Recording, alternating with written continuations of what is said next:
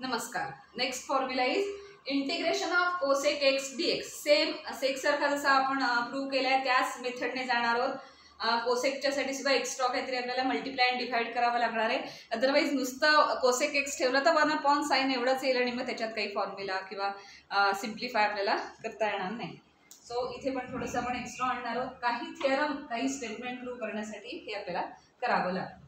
So cosec x into cosec x minus cot x ने multiply and divide करायचं upon cosec x minus cot x dx. आता परत काय करणार आपण, न्यूमरेटर सिम्प्लिफाय करायचं आहे, कोसेक मॅथमध्ये मल्टीप्लाय करायचं. So integration of cosec square x minus cosec x cot x upon डिनॉमिनेटरला cosec x minus cot x dx.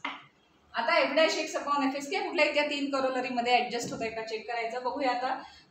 आधी पहिल्यांदा सगळ्यात पहिली फर्स्ट करोलरी बघायची, म्हणजे f dash x upon f x इथे होतंय का. So f x means denominator consider करूया. F x is equal to cosec x minus cot x.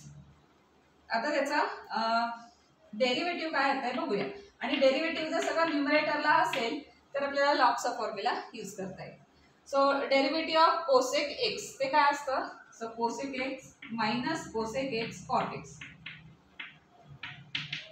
Minus sine, कारण माइनस साइन आहे इथे. आणि मग कॉट एक्सचा डेरिव्हेटिव्ह, कॉट एक्सचं डेरिव्हेटिव्ह काय असतं माइनस कोसेक एक्स.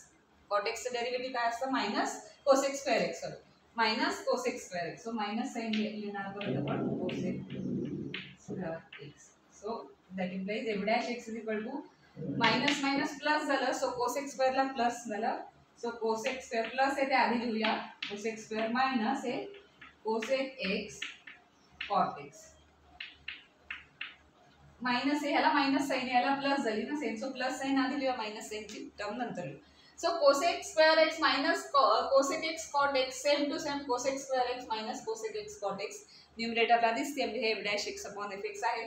सो याचा आपण डायरेक्ट डेरिव्हेटिव्ह काढू शकतो. सो डेरिव्हेटिव्ह डायरेक्ट इंटिग्रेशन याचं काढू शकतो. तर इंटिग्रेशन काय आलं ह्याचं log of denominator. Denominator is cosec x minus cot x plus C. So हा त्याचा फॉर्म्युला झाला log of cosec x minus cot x plus C. हा फॉर्म्युला आपण काय यूज करू शकलो, सिन्स आपल्याला कुठला फॉर्म्युला माहिती आहे, integration of f dash x upon f x d x is equal to log of f x plus c.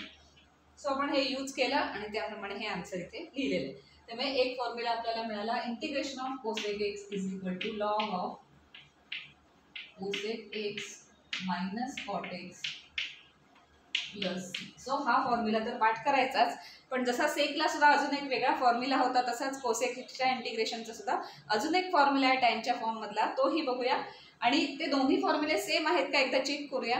आणि ते दोन्ही फॉर्म्युले तुम्ही as a integration of cosec x म्हणून यूज करू शकता.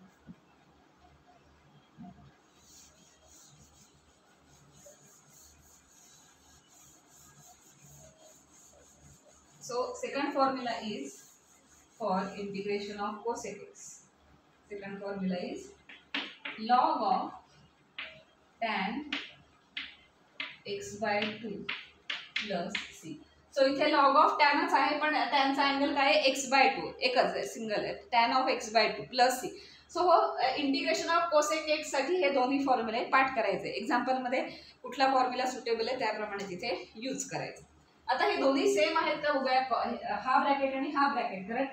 लॉग ऑफ एकदा लिहिलंय log of this bracket plus c आणि log of this bracket plus c. तर दोन्ही ब्रॅकेट सेम आहेत का चेक करूया एकदा.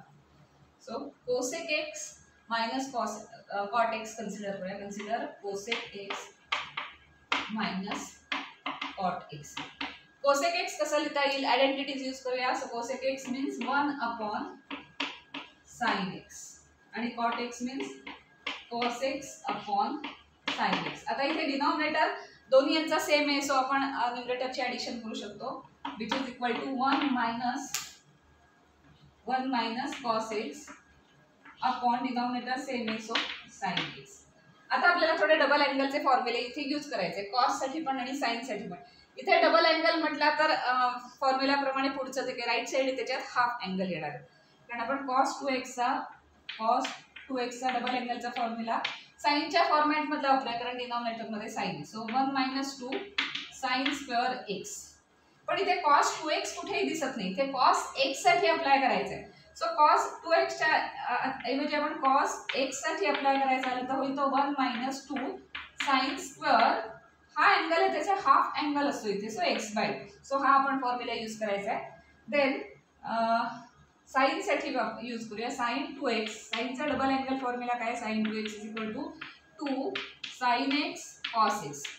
याच्यात काय रिलेशन आहे, इथे 2x असेल तर इथे x आणि इथे x म्हणजे हाफ अँगल येतो.